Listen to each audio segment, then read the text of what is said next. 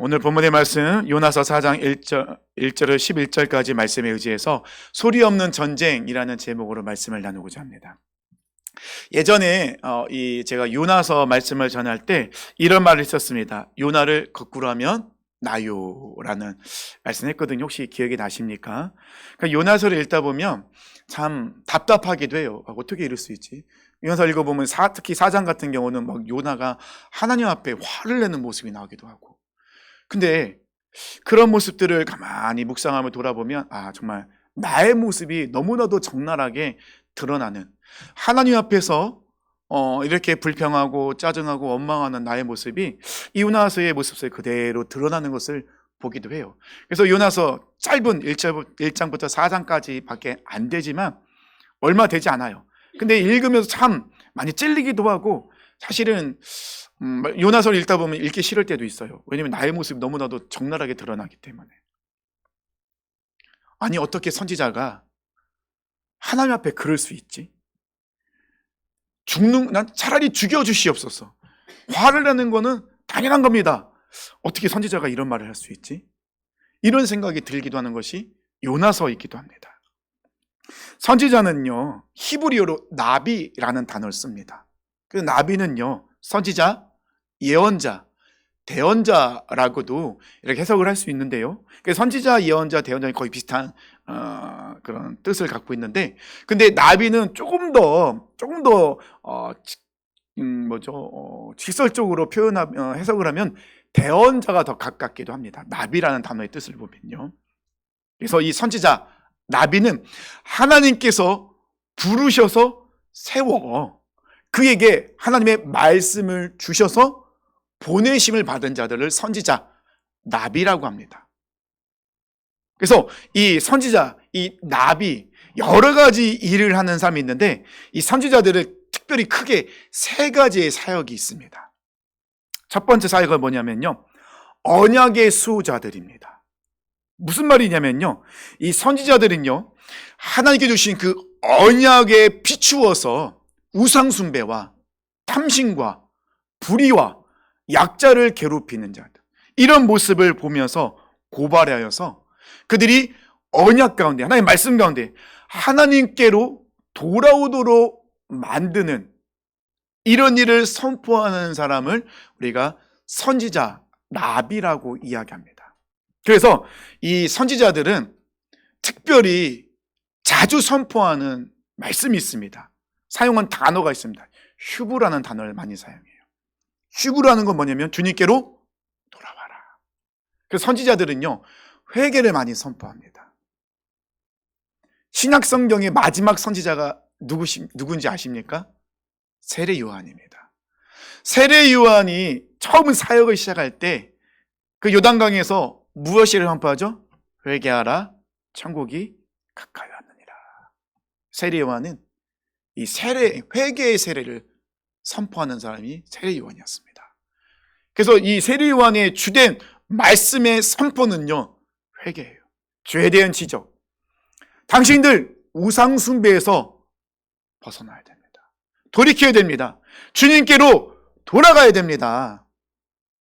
이렇게 이 하나님의 말씀에 비추어서 그들이 하나님의 떠나 있음을 알려주고 주님께로 돌아오는 회개를 선포하는 사람들이 이 나비, 이 선지자들이었다는 것입니다. 그래서 이 선지자들은요, 굉장히 죄에 대한 지적을 많이 해요. 대표적으로 볼 수 있는 선지자가 나단 선지자입니다. 다윗이 죄를 지었잖아요. 밧세바를 범하고 자기 죄를 숨기기 위해서 살인교사를 하죠. 밧세바의 남편이 우리야, 그 충신이었던 우리야를 죽이도록 살인교사하고 죽게 만듭니다. 하나님은 가만히 두시지 않으시죠. 나단 선지자를 통해서 죄를 지적합니다. 예를 들어서 이야기하게 되죠. 그랬을 때 이 다윗이 듣고 너무 화가 났어요. 아니, 이스라엘 가운데 이렇게 악한 사람이 있습니까? 나단 선지자에게 그렇게 단호하게 얘기하죠. 이때 나단 선지자가 다윗을 향해서 뭐라고 하죠? 그 악한 사람이 바로 당신입니다. 선지자들의 역할이에요. 선지자들은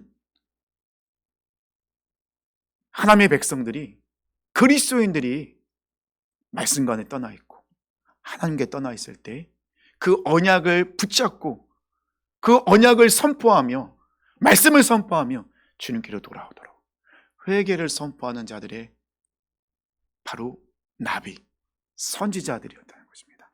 그래서 이 구약 성경에 나와 있는 선지자들은요, 슈브라는 단어를 정말 많이 사용했습니다. 주님께로 돌아가자, 여호와께로 돌아가자.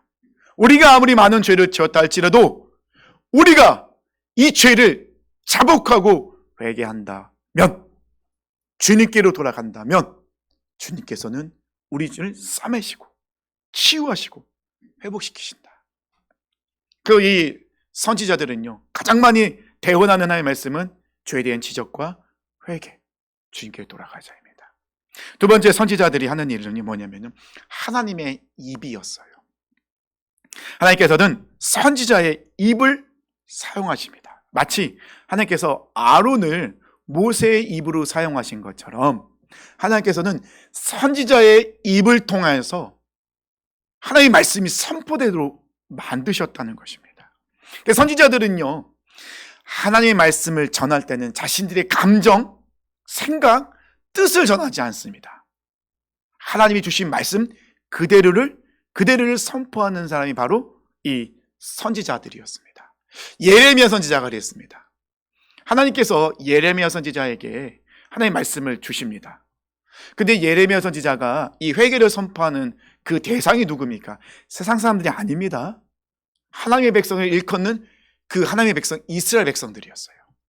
예레미야 선지자는 하나님의 말씀을 주십니다. 그러면 이 말씀을 선포하죠. 당신들 하나님께 떠나 있습니다. 주님께로 돌아가야 됩니다. 이스라엘 백성들이 듣나요? 듣질 않죠. 예레미야 선지자를 협박합니다. 다시는 그런 말 하지 마라. 네가 다시 그런 말을 한다면 너 어떻게 될지 모른다. 감옥에 갇힙니다. 구덩이에 빠집니다. 예레미야 선지자가 답답합니다. 사실 예레미야 선지자는 자기의 감정을 얘기한 게 아니거든요. 하나님이 주신 말씀이 있기 때문에 말씀을 그대로를 전하는 거였어요. 그런데 그 말씀을 전할 때마다 이스라엘 백성들의 반응은 아주 부정적이고 예레미야 선지자를 공격해요. 그래서 예레미야 선지자는 하나님 말씀 주실 때마다 너무 답답하고 화가 나는 거예요. 하나님의 주신 말씀을 그대로 전해도 하나님의 백성을 일컫는 자들이 듣지 않습니다. 아무 소용이 없습니다. 그래서 말씀을 전하고 싶지 않아요. 하나님의 입이 되고 싶지 않습니다.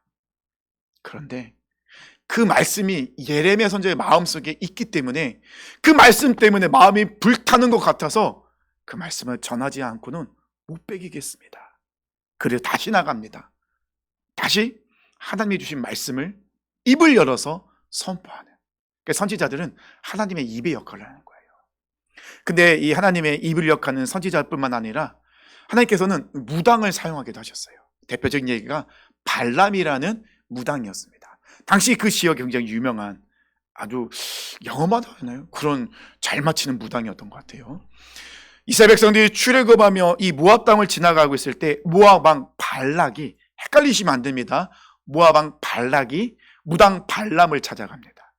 이스라엘 백성들을 보니 자신들의 힘과 능력으로는 어쩔 수가 없는 거예요. 그래서 이 발람에게 찾아가서 돈을 주고 당신이 이스라엘 백성들을 저주해 주세요.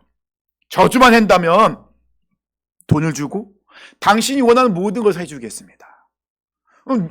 좋죠. 저주만 하기만 하면 돈을 받을 수 있잖아요. 근데 하나님이 발람에게 나타나신 거예요. 그리고 이야기합니다. 저들이 왜 왔느냐? 저들이 이스라엘을 저주해달라고 합니다. 가지 마라. 이스라엘 백성은 내가 선택한 백성이고 내가 그들에게 복을 주는 백성이다. 저들 따라가지 마라. 분명히 말씀하셨어요.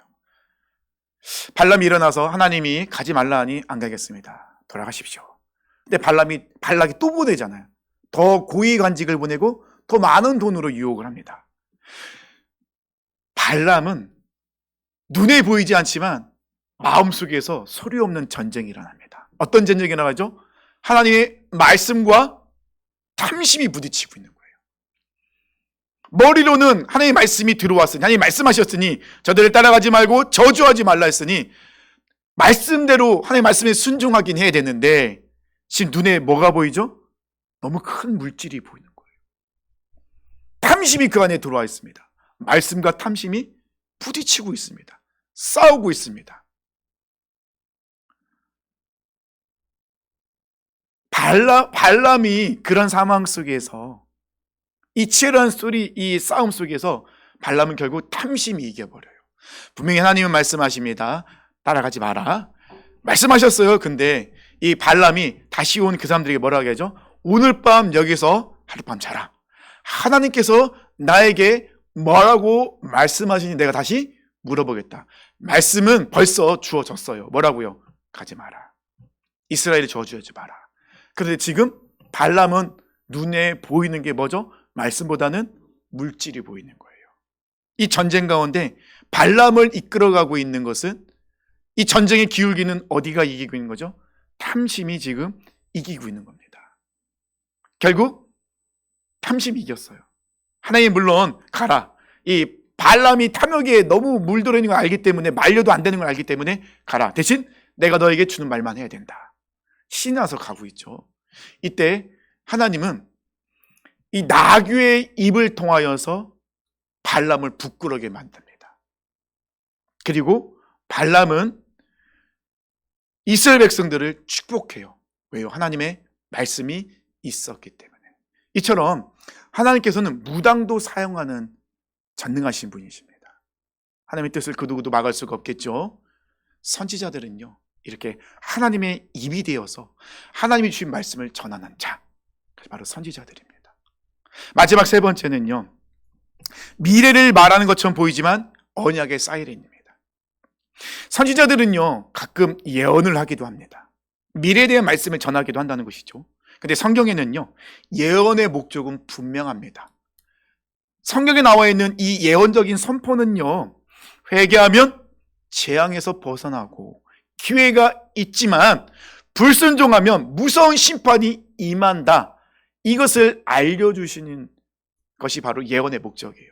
근데 우리는 이 예언 기도 받으러 한다고 많이 얘기하잖아요. 앞날에 대해서 궁금하고 불안하고 답답하면 기도원에 찾아가서 뭐 능력이 있다는 분을 찾아가서 예언 기도 받고 막 그러거든요. 사실 성경에 나와 있는 예언은 그게 아니에요. 예언자들, 그 선지자들이 예언을 하기도 하는데 예언자들이 예언하는 그것은 미래를 맞추는 것이 아닙니다. 하나님의 마음과 언약의 길로 돌이키라는 것을 이야기하는 것이 예언의 핵심인 거예요. 근데 우리는 그 예언의 핵심을 잘도 모르면서 마치 미래에 대해서 무엇인가 알려주고 그 길대로 가길 원하는 그런 착각을 하는데요. 성경에 나와 있는 예언은 그것이 핵심이 아닙니다. 미래를 맞추는 것이 아니에요. 하나님께로 돌아오도록 도와주는 것이 예언의 핵심이라는 것입니다. 그런데 성경에도요, 거짓 예언자들이 나와요.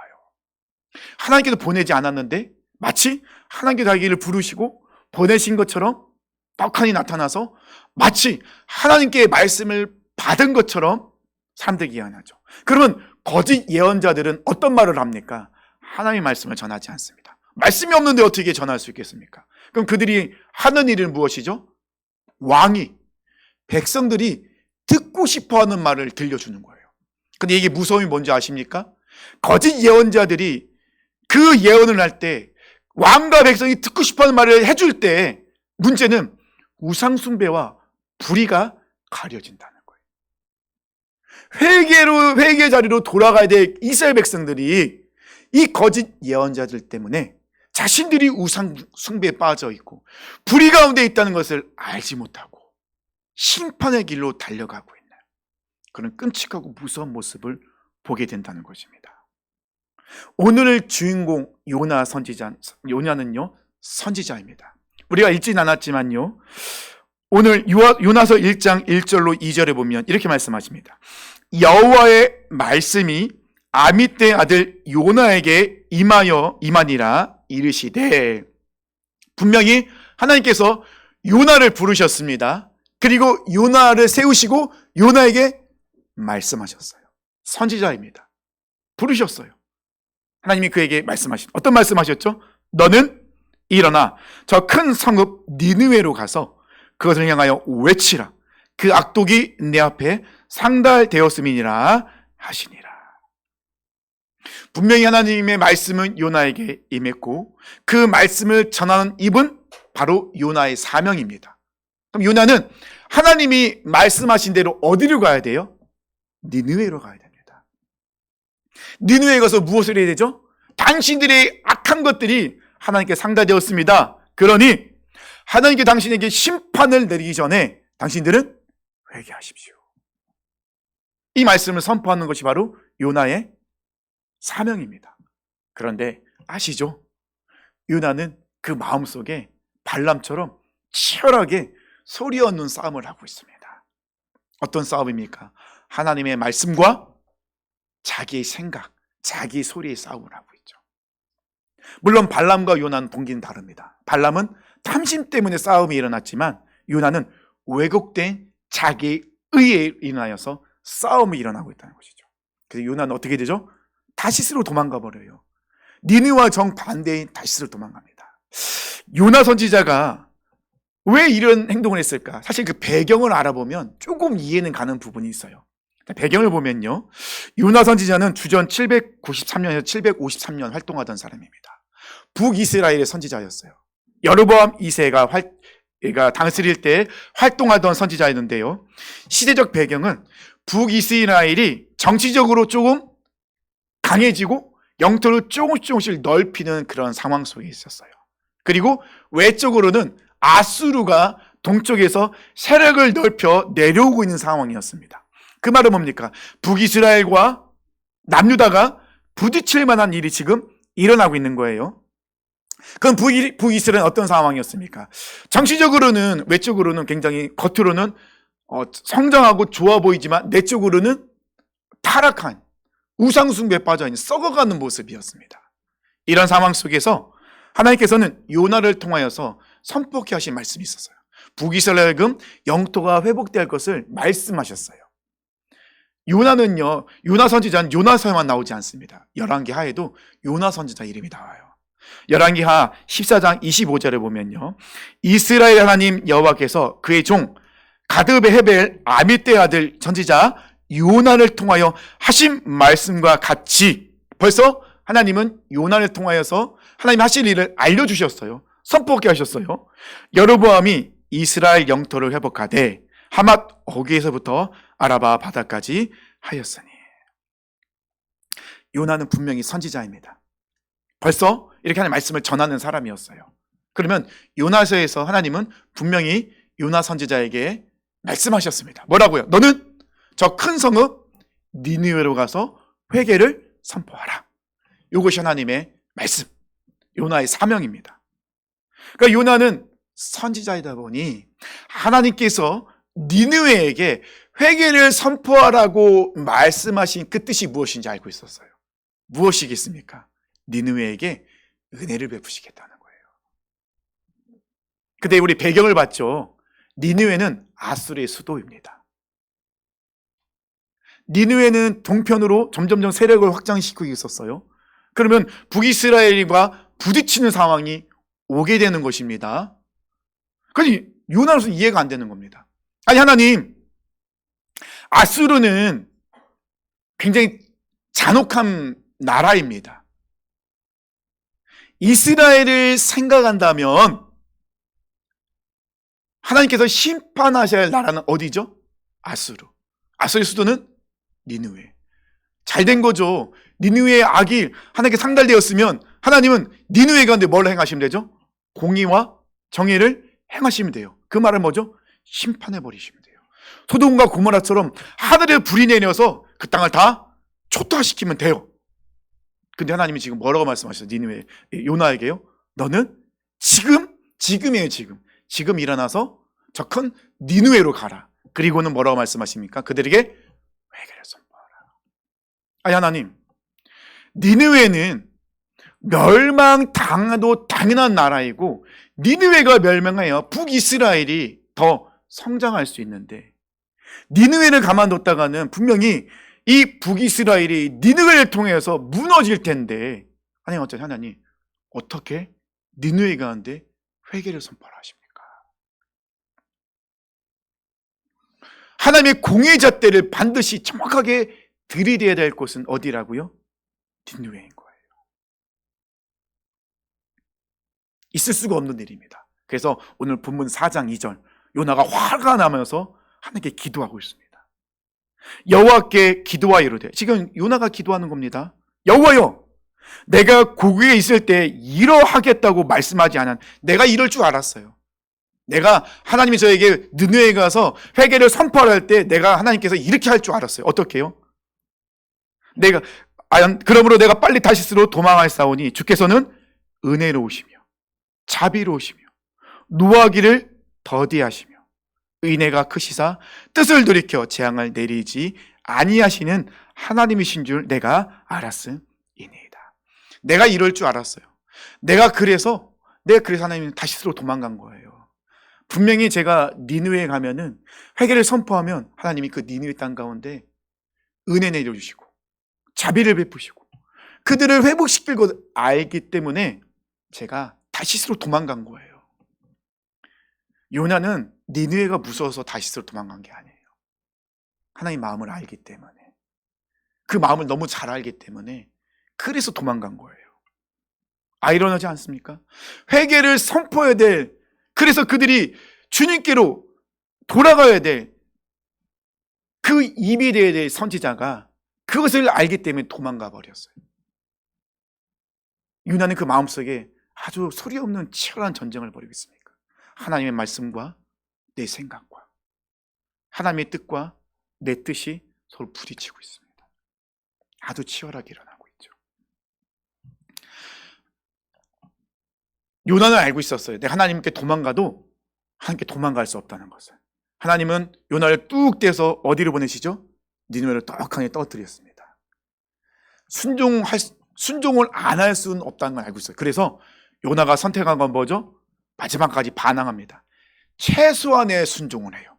순종은 하긴 하겠는데, 이런 표현 써도 될까요? 눈꽃만큼의 순종을 합니다. 이 니느웨는요 3일 길을 걸어갈 만큼 큰 성읍이에요. 근데 요나는 어떻게 하죠? 딱 하루만 돌아다니면서 회개를 선포합니다. 안 할 수는 없으니 하긴 해야 되니, 안 하면 하나님 또 나를 다시 어떻게 나를 또 사용할지 모르니 순종은 하긴 하겠습니다. 하지만 요만큼만 하겠습니다. 더 이상은 안 됩니다. 무리입니다. 그리고 요나는요 이 회개를 선포하면서 마음속으로 이런 마음을 생각할 줄 몰라요. 내가 회개는 선포하지만 그들이 듣지 않았으면 좋겠다. 근데 눈치 없는 이 니느웨 왕이 이 요나의 회개를 들어서 바로 돌이켜버리는 거예요. 이러면 안 되는데, 요나의 계획과 완전히 벗어납니다. 이 니느웨 왕이 하루길만 다니면서 선포한 회개의 선포를 들은 요나의 소리를 듣고 갑자기 왕이 옷을 바꿔 입어요. 어떤 옷을 입죠? 굵은 베옷으로 갈아입습니다. 그리고 백성들을 선포합니다. 뭐라고요? 금식해라. 동물들도 금식시켜라. 하나님이 우리의 죄악을 보시고 우리 가운데 심판을 선포하셨다. 우리는 회개해야 된다. 이러면 안 되는데, 요나가 생각하는 뭐죠? 자기가 회개를 선포해도 강팍한 니느웨 사람들이 듣지 않아야 되는 거예요. 그래서 그들은 심판받아야 되는 거예요. 그게 요나의 마음입니다.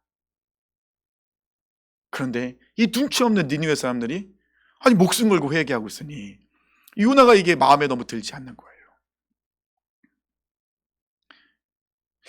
요나가 생각하는 공의와 정의는 누구를 위한 것이고 누구의 만족을 위한 것입니까? 하나님입니까? 아니죠. 요나가 외치고 있는 정의는 하나님의 정의가 아니에요. 자기의 정의였어요. 누구의 만족을 위해서 외치고 있습니까? 내가 외쳐도 그들은 심판받아야 돼.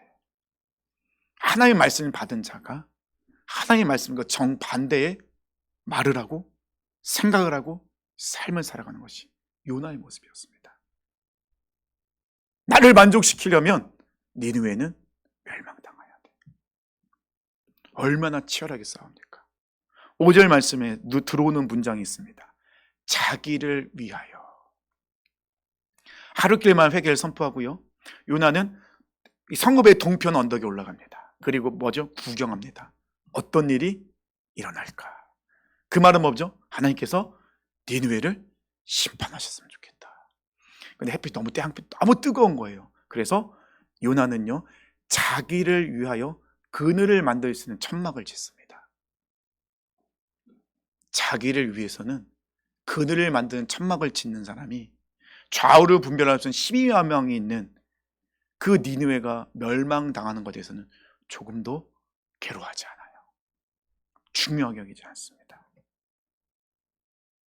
소리 없는 싸움에서 자신의 뜻과 자신의 소리에 손을 들어준 요나의 모습을 적나라하게 표현한 것이 자기를 위하여라는 단어예요. 요나는 이 싸움을 자기를 위해서 싸우고 있어요. 하나님의 말씀과 하나님을 위해서 싸우지 않습니다. 4장 1절 보십시오. 요나가 매우 싫어하고 성내며, 뭘 싫어합니까? 니느웨 사람들이 회개한 게 싫은 거예요. 하나님은 그들이 회개하기 원하시는데, 하나님의 말씀은 그들이 회개하고 돌이키는 원하는데, 요나는 그들이 회개하는 게 싫어요. 화를 냅니다. 누구에게 화를 내죠? 하나님께 화를 냅니다. 3절 보니까요, 제가 표준세모를 읽어드릴게요. 주님, 이제는 제발 내 목숨을 나에게서 거두어 주십시오. 아니, 이렇게까지 죽여달라고 이야기할 것입니까? 니느웨 백성들이 회개하는 모습을 보면서 내가 이럴 줄 알았어요. 내가 그래서 말씀 전하기 싫다고 했잖아요. 차라리 저를 죽여주십시오. 이렇게 사느니 차라리 죽는 것이 낫겠습니다. 이게 지금 선지자가 하는 말입니다. 9절 말씀은요, 하나님이 요나에게 말씀하셨다. 박넝쿨이 죽었다고 네가 이렇게 화를 내는 것이 옳으냐? 요나가 대답하였다. 옳다뿐이겠습니까? 저는 화가 나서 죽겠습니다. 이게 선지자의 고백이라니까요. 이 선지자가 이렇게 고백하는 이유가 뭐죠? 하나님 말씀 때문에. 그 말씀을 듣기 싫어서, 그 말씀에 순종하기 싫어서, 그 말씀대로 그들이 회개하는 것이 싫어서 이렇게 화를 내고 있습니다. 자신의 내면에 일어나는 이 소리 없는 싸움에서 하나님의 음성과 자신의 소리에서 요나가 이겼기 때문에 요나는 하나님의 말씀이 들어오지 않아요. 들리지 않아요. 깨닫지 않습니다. 결국 자기 정의와 자기 뜻과 자기 생각만을 내세울 뿐이죠. 그리고 자기 뜻대로 되지 않는 것을 보면서 하나님께 화를 내는 모습. 선지자가 이럴 수 있을까요? 네, 그럴 수도 있어요. 아무리 선지자라 해도 내 소리가 이기면 하나님의 말씀에 순종할 수 없습니다. 목사도 똑같고요, 장로님도, 권사님도, 안수 집사님도, 집사님 다 똑같습니다. 하나님의 음성을 듣지 못하고 내가 이기면 똑같은 요나의 모습이 나의 모습이 되는 겁니다. 우리 그리스도인들은, 구원받은 그리스도인들은요, 세상 속에 살면서 정말 치열하게 영적 전투를 벌입니다. 가장 치열하게 영적 전투가 일어나는 곳이 어디입니까? 내 마음이에요. 내 마음에서 소리 없는 전쟁이 아주 끊임없이 일어나고 있습니다. 얼마나 치열하게 일어납니까? 하루에도 몇 번씩 일어나고 있습니다. 저는 이 말씀을 준비하면서도요, 어제도 이 전쟁을 치렀어요. 말씀을, 설교문을 쓰고 완성하고 그것이 무슨 뜻인지 아는 저조차도 영적 전투 가운데 또 제가 이기기도 했어요. 지금 이제 우리가 이제 3월달에, 2월달에 끝나가잖아요. 하나님께 기도했는데 하나님이 첫 번째 제가 기도한 건 안 되라는 응답을 주셨어요. 두 번째도 안 되라는 응답을 주셨습니다. 야, 하나님, 한 달에 한 번씩 안 되라고 응답을 주세요. 너무 힘든 거, 이제 앞으로 10달이 남았는데 그럼 10번은 안 되의 소리를 들어야 되나? 이런 소리 들을 때마다 살짝 마음이 상한 거죠. 하나님, 이럴 수 있겠습니까? 아니, 제가 뭘 잘못했길래 또 안 되라고 하십니까? 이 정도는 좀 들어줄 수 있는 거 아니겠습니까? 그래, 하나님은 살아계시니 그럴 수도 있지라는 마음이 들어오면서도 이러는 건 아니지, 하나님. 하나님, 제가 조금 더 편한 거는 내버려 두지 못하네요. 제 안에 다시 한번 경고등이 울리게 만드시면서 기도를 나가라고 말씀하고 계십니다. 한 번 승리했다고 해서 그 승리가 영원히 가는 것은 아닙니다. 이 전쟁은 끊임없이 우리에게 일어나고 있죠. 요한복음 5장 24절 이런 말씀이 있습니다. 내가 진실로 진실로 너에게 이르노니 내 말을 듣고 또 나 보내신 이를 믿는 자는 영생을 얻었고 심판에 이르지 아니하나니 사망에서 생명으로 옮겨느니라. 우리가 사망에서 생명으로 구원받은 자가 될 수 있었던 그것은 무엇입니까? 우리가 예수님의 음성을 들었기 때문에. 그 음성은 그리스도의 말씀입니다. 이 성경에서 말하는 듣다라는 것은요, 그냥 소리가 귀에 들리는 것을 듣다로 얘기하지 않습니다. 그냥 귀로만 소리를 받아들이는 것을 듣다로 얘기하지 않아요.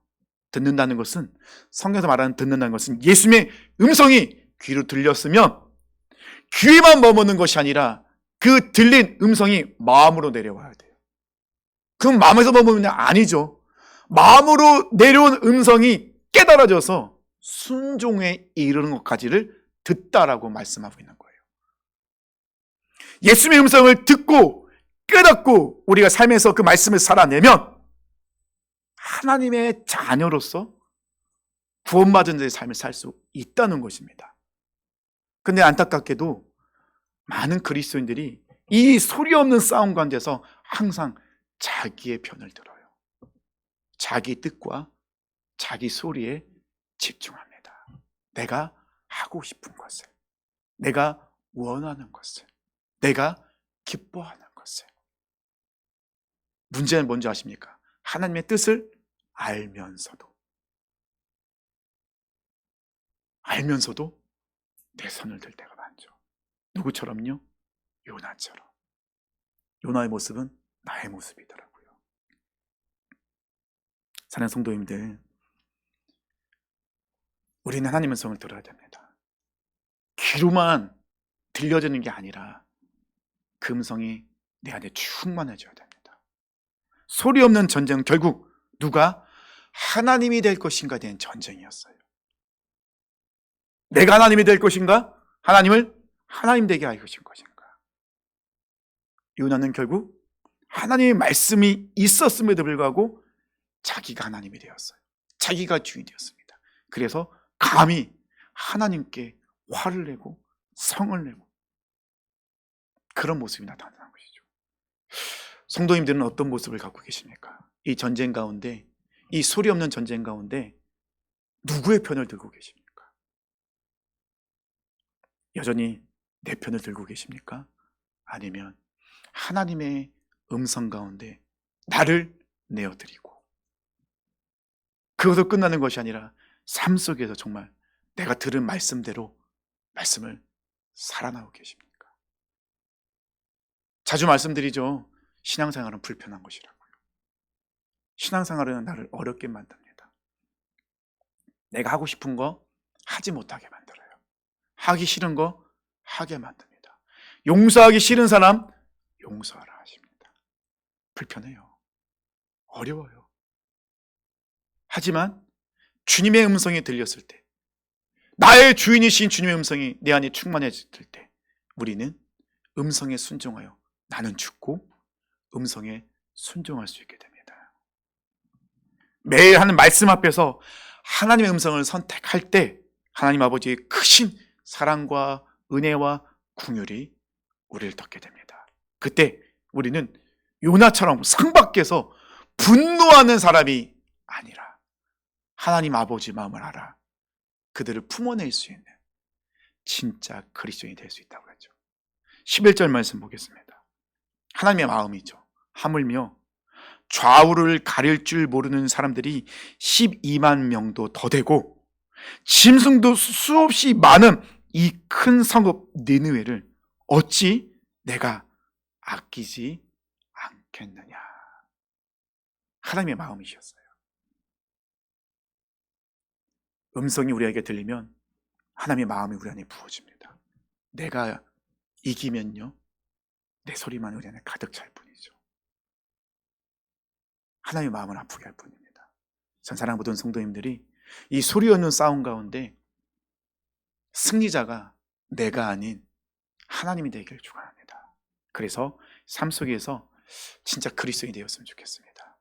우리는 불편함을 즐겨야 됩니다. 예수 그리스도를 위해서, 말씀을 살아내기 위해서, 진짜 그리스도인으로 살기 위해서 불편함 감수하시고 즐기셔야 됩니다. 그때 우리는 정말 승리자로서 하나님께 나갈 수 있습니다. 이렇게 승리자로서 하나님께 영광 올려드리는 삶을 사시길 축원합니다.